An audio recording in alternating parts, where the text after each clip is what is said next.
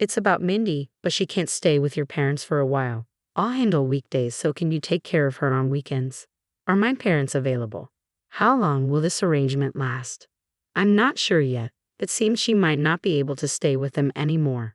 Did something happen between you and them? They want to explain the situation directly to you, so please wait for their call. Tomorrow's Saturday, so can you look after Mindy? This is so sudden. I don't know if I can manage.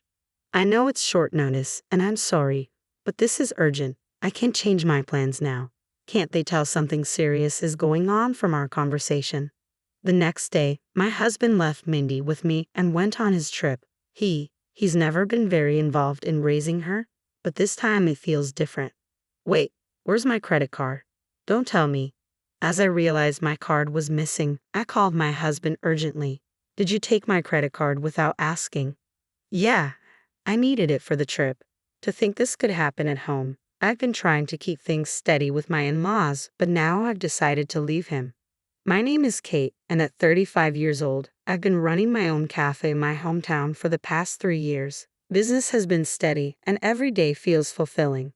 Ever since my college days working at a cafe, I dreamed of owning my own shop, and I've dedicated myself to making that dream a reality. While I don't regret focusing on my career throughout my 20s, there's one aspect of my life where I feel some regret. I never really dated when I was younger. Now, at 35, my age matches the number of years I've spent without a boyfriend.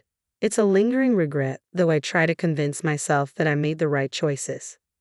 Just when I had resigned myself to a life without love, fate intervened. Mind if I bring my little one in here? A parent and child entered my cafe while I was behind the counter. Of course, we're kid-friendly here. Please have a seat. I signaled to my staff to assist them, and as I glanced at the child, a charming little girl of about 3, I noticed her father and recognized something familiar. Determined to confirm my suspicions, I took a glass of water meant for their table and approached them. Excuse me, here's your water. Thank you. The man glanced at me, not recognizing my face. Doubts crept in, but I gathered my courage and spoke up. Could it be? Are you Kyle? Hi? Yes, I am. It's me, Kate. Don't you remember? We were childhood friends until junior high. Oh, Kate, it's been ages. The man, indeed Kyle, was my childhood crush, someone I had admired silently from elementary school through junior high without ever confessing. Kyle was the epitome of popularity, a star athlete and top of his class. He was kind and well-liked by everyone, and I always believed someone like him would never notice a plain girl like me. Are you still living around here? Actually, I moved back after my divorce. Embarrassing, I know. I have custody of my daughter now, but it's tough managing alone. Luckily, my family's nearby and helps out. Even discussing his divorce, Kyle remained as cheerful and handsome as ever, effortlessly keeping the conversation light. As Kyle spoke, his familiar smile from elementary school days hadn't changed a bit. Over time, he started bringing his daughter Mindy to my cafe more often. Listen to this. Yesterday at kindergarten, my friend said, "Hey, Kate is working right now. It's okay, it's all good." At first, Mindy was quiet, but as we grew closer, she began sharing all sorts of stories with me. Perhaps because of this bond, Kyle started showing interest in me. We started dating, and a year later, we were married. At over 35, having once given up on love, marrying my first crush felt like hitting a grand slam. Besides running my cafe, I was ecstatic about being married. Yet, as they say, marriage can bring its challenges. After our wedding, Kyle and Mindy moved into my spacious apartment, where I had felt lonely before. Kyle commuted an hour and a half each way for work out of state, often returning late, mirroring my own late hours at the cafe. After Mindy finished kindergarten, my in-laws graciously cared for her until I could pick her up during my shop's peak hours. "I'm sorry for leaving Mindy with you so often," Kyle would say. "It's no trouble at all. We love having time with our granddaughter," my mother-in-law Linda assured him. "Absolutely. We'd gladly have her with us all the time," added Steve, my father-in-law. I had a warm relationship with my in-laws, which made our arrangement smoother. "Welcome back, Kate. Have you eaten yet? Why not stay for dinner?" "Thank you, but I need to prepare something for Kyle. You can take home some leftovers." Will my brother really be okay with leftovers? He might find it pitiful if it happens too often. Natalie, my teasing sister-in-law, chimed in. With their family business and factory, my in-laws could be flexible with childcare. Natalie, who worked in the office, picked up Mindy from preschool and cared for her during work hours. As life filled up with work, chores, and parenting my older stepdaughter, I found balance thanks to my supportive in-laws. Things weren't as smooth as I'd hoped, especially when it came to my husband. This plain home-cooked meal. Well, it's just that. A home-cooked meal. Isn't that what you'd expect at home? I thought once we were married, we'd eat like we do in restaurants. We can't afford to spend that much time or money on every meal. Seems like Kyle has complaints about my cooking.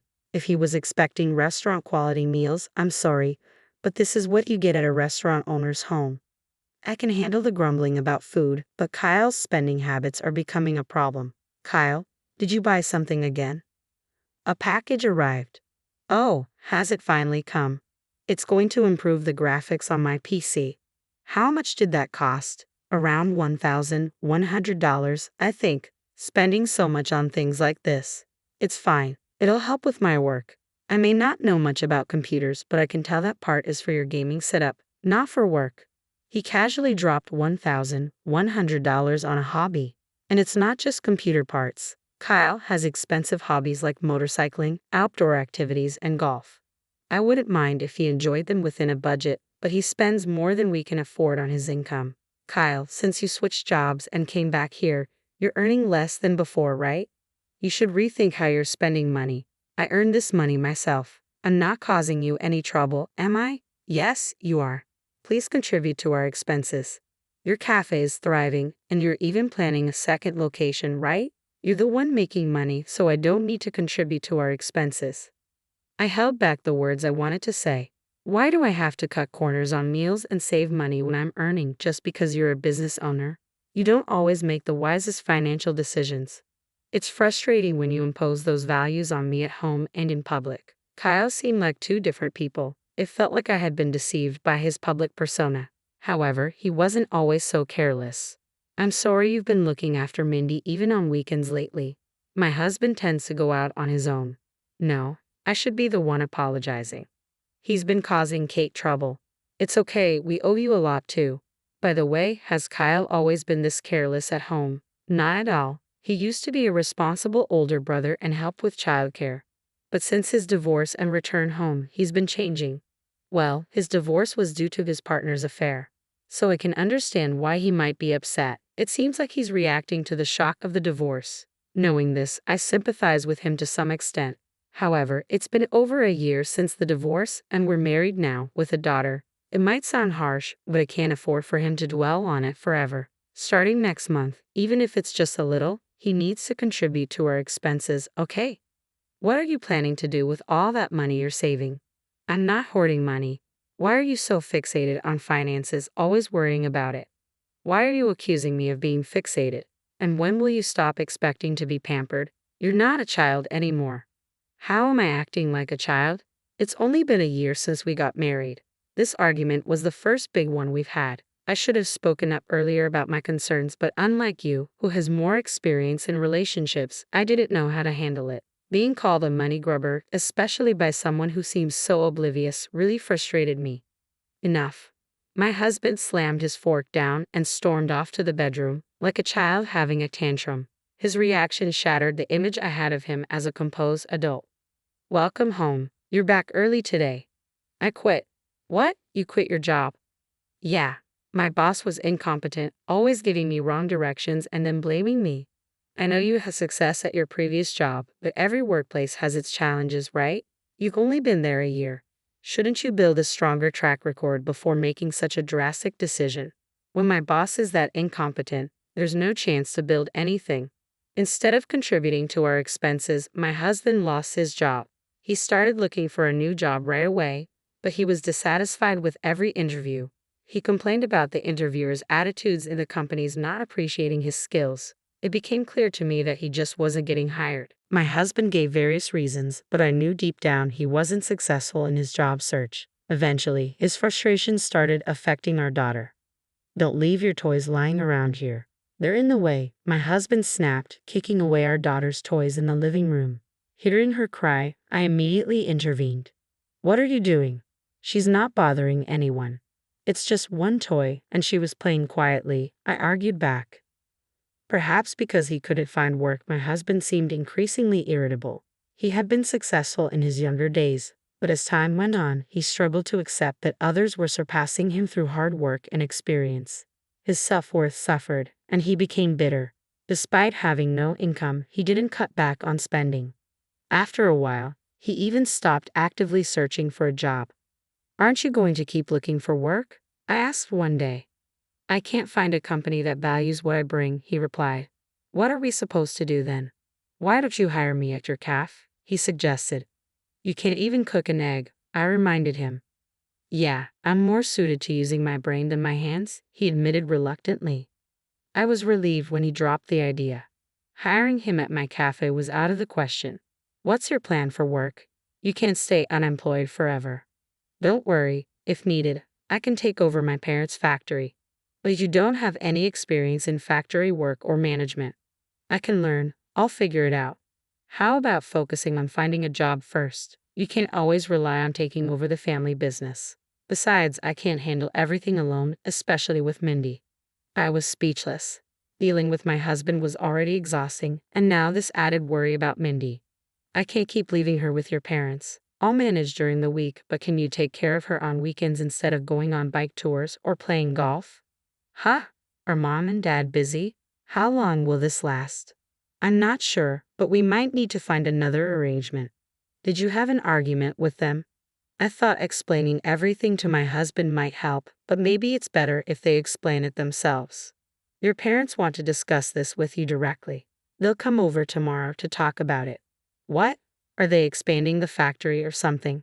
"I'm supposed to take over eventually, so more business would be a good thing." "Could you please take care of Mindy tomorrow? It's Saturday. They'll explain everything then." "What? You can't just drop this on me now." "I'm sorry it's sudden, but this is important. It's been planned with my biking buddies for a while. I can't cancel it." "A trip? Why didn't you mention this before?" "Do I have to run every plan by you? You're busy working, and I handle Mindy on weekends. This involves Mindy and your parents. Can't you change your plans for tomorrow?" "No way. I need to rest up for it," my husband chuckled, heading to the bedroom. I was furious that he didn't take it seriously, especially when it concerned our daughter and his parents. But I knew I had sprung it on him. I called my manager, arranged extra part-time help, and stayed home to care for Mindy. The next morning, he did go on his trip. With additional staff at the shop, everything ran smoothly without me. But my frustration with his attitude grew into annoyance. By Sunday morning, annoyance turned into anger. I should take the money I withdrew. Kyle's parents were supposed to visit, but his trip ruined those plans. I decided to visit them instead. As I went to get my bank book and cards, I noticed one was missing. "Huh? Where's my credit card?" I searched everywhere, wallet, bag, shelves, but couldn't find it. The sinking feeling in my gut grew stronger. Could it be? I immediately called my husband. "Did you use my credit card without asking?" "Yeah, I used it for the trip." "You were saving money, weren't you?" "I ran out of cash, so it helped me out." "That's not savings. It's money I've been setting aside for Mindy since we got married over a year ago. I've been diligently saving for Mindy's future education and activities. I kept it in my account for convenience, but I must have let my guard down when we shopped together. He must have seen me enter my PIN or put the card away. I never thought I'd be a victim of theft by a family member. I didn't know. My bad. I spent quite a bit yesterday. I won't use it today, so just save up again." "How much did you spend?" "About $5,000, I think." $5,000 in one day? How did that happen?" "There are 6 of us on this trip, and I'm covering everything. They didn't know it was your money. They thought it was my stash." "I'm really sorry." His voice over the phone lacked any remorse. Using someone else's card without permission is unacceptable. "You don't understand the value of money. Here we go again with your entrepreneur lecture. Can't you let me enjoy the trip without ruining it? It's just $5,000, right? Can you even earn that much now?" "What did you say?" "I can make $5,000 easily, even more." "Fine, then you can manage on your own." "That's a relief to hear." I ended the call before he could respond further. It seemed he believed he could manage alone. Despite requests from my in-laws, I decided to leave everything behind and leave my husband. After the call, I packed our things, took Mindy, and went to stay with my in-laws for the time being. "Oh, Kate, what happened?" Well, when I finally told them about my husband taking my card and spending all that money, my in-laws were furious. Kate, you can overlooking his selfishness because you thought he was still hurting from the divorce? I can't believe he would do that to you. We're so sorry you had to go through this. My relationship with my in-laws has been good. I have been confiding in them about the challenges with my husband's behavior. They asked me to be patient a little longer, believing he was still recovering from the divorce. They thought he would eventually return to being the dependable husband he once was. I held on to that hope too. But after a year, I couldn't meet their expectations anymore. I appreciate all your support, but when he said he could manage on his own, I started considering divorce. I looked back on the past year raising Mindy and how much my in-laws helped, even stepping in when I was overwhelmed. Despite the issues with my husband, I cherished our life together. The thought of it ending brought tears to my eyes. I feared my in-laws would resent me for another divorce in a year, but they surprised me with their response. It's Kyle's fault, he's been moping around forever. You should divorce him quickly. Kate, this isn't your fault at all. If anything, we owe you an apology. We're truly sorry for everything. Wait, you're okay with getting a divorce? Of course we support you. He said he can manage on his own, right? Let him be. We'll help you however we can. My in-laws sided with me. I had braced myself for criticism when I told them about my decision to divorce, but instead, I felt a wave of relief. After sorting things out at their place, I initially planned to stay at a hotel, but Mindy and I ended up spending the night with them. When Kyle returned from his trip, he showed up at my in-laws' house, and I confronted him at the door. You're here. Let's go home and stop this stubbornness. I won't go back until you leave. What are you talking about? What am I talking about? That house is mine, so I'm staying. Oh, so you really want a divorce? Just remember, I won't be there when you regret it. As Kyle tried to enter, 3 family members appeared. You're not coming in. What, Dad? What's going on? You keep asking, but you don't understand. We know how you've treated Kate, and we won't support you. Stop acting like a spoiled child. What? Isn't anyone on my side? Kyle paled, realizing he was alone. With no home, job, or savings, his panic was evident. Why are you all taking Kate's side? Aren't we family? Yes, we're related, but Kate has been more of a family to us than you. What do you mean? You have no idea what's going on here, do you? You never bothered to find out. The truth is, we're shutting down the factory. The business has been struggling terribly. You mentioned taking over if you couldn't find a job, but what will you do now that the factory is closing? What? My in-laws had kept the factory's dire financial situation a secret from both Kyle and me. As I picked up Mindy from their house each day, I noticed a sadness beneath their cheerful demeanor, and I couldn't shake the feeling that something was wrong. Natalie, is everything okay? I may not be able to do much, but I'm here to listen if you need to talk. How did you sense that something was wrong? Just a feeling. After learning about the factory's financial troubles, I offered to help with their living expenses. We can't accept your money. I'm not giving you money to save the factory. It's for your daily expenses. I understand the challenges of running a business. Thank you so much. We'll repay you someday. That's not necessary. Instead, please continue to look after Mindy. Think of it as compensation for that. And so, I began sending them money every month, essentially supporting the family. I know they're not on my side because of the money. It's the bond and trust we've built over the years. Despite my own successful business, supporting 3 adults became a financial strain. I had to tighten our household budget. Then, when Kyle used Mindy's savings, I reached my limit. You never told me about this. How was I supposed to know? Kate sensed something was wrong without me saying anything. She promised that if I ever had questions, she wouldn't hide anything from me. But you never showed any concern for us. My in-laws had asked me to be patient with Kyle, thinking his heartbreak over the divorce was the cause. They believed he'd feel worse if he knew about their struggles, so I kept it from him. However, I was ready to share if he showed interest. Even as the situation worsened to the point of closing down the factory, Kyle remained oblivious. I sensed something was wrong, but Kyle didn't notice at all. I'm sure the 3 of them felt lonely because of that. Hey, how was I supposed to notice without any hints? It's not easy. You're not really going to leave me, are you? I'm getting a divorce. I can't stay with someone who sulks, acts spoiled, and steals. It's just not possible. Kate means more to me than my own brother ever did. The in-laws nodded in agreement. Today, Mindy and I will stay here, so you should go home. But don't come back tomorrow. I'll contact you to discuss the divorce details. Don't come here either. Feeling perhaps grateful for having somewhere to go for now, Kyle silently left his in-laws' house. Watching him go, I realized that my marriage, which started with no prior romantic experience, had ended in just 1 year. The divorce proceedings with my husband went smoothly. Although he used my credit card without permission, money saved for our daughter, it was considered part of our joint assets, so he wasn't charged with theft. Instead of demanding repayment of the $5,000 he spent, I asked for a quick and amicable divorce. Recovering the money seemed unlikely given his dire situation, cut off from my family and unemployed. Pursuing the $5,000 would only add to his troubles. Hence he swiftly agreed to the divorce. In a way, it felt like buying a divorce for $5,000. A bargain. Custody of Mindy went to my ex-husband. It was a tough decision, but given his circumstances and the support offered by my ex-in-laws, I relinquished custody. While I don't have custody, I maintain a close relationship with my daughter through regular visits. Conversely, my ex-husband, now estranged from us, cannot return to his parents' home and thus cannot see Mindy. He lost his job, money, and family due to his dependency. I opened my second store to support myself. Hiring Natalie as an employee helped expand my team. Additionally, instead of demolishing the factory, I found a tenant through a contractor working on my second store.